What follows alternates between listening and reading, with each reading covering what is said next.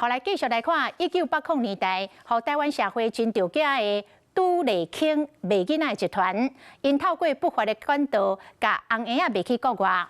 当时有一个才2个月大的凡妮莎，是卖予澳洲一对翁仔某。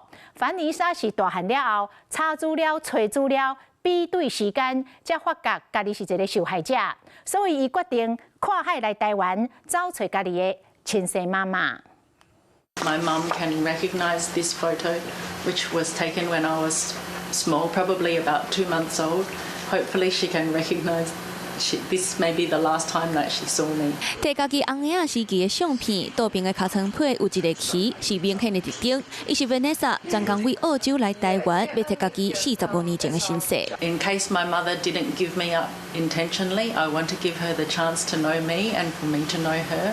But even if she did give me up intentionally, I would like to tell her that I love her and say thank you for giving me a life and understand where I came from. 原来伊是1982年惊动社会拄丽卿卖红婴仔事件内底其中一个囡仔。怎么样？我唔知啊，这是一个处理清啦。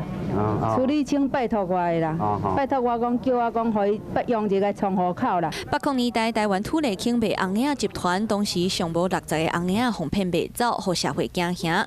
中文名王文的 Vanessa， 1980年2月出世，当时伊才3个月，哄卖互澳洲一对无好多生的翁仔某。伊大汉了后，伫咧网络发现拄丽卿卖红婴仔的事件，比对时间背景，讲问当时的记者，才发现家己是受害者。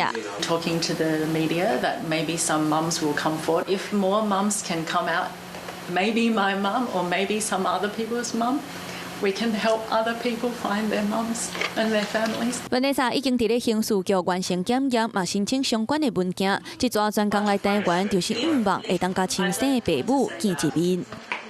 Hello， 我是陈雅玲。想要抢先掌握最及时的新闻资讯吗？赶快订阅、按赞、开启小铃铛，锁定华视新闻 YouTube 频道。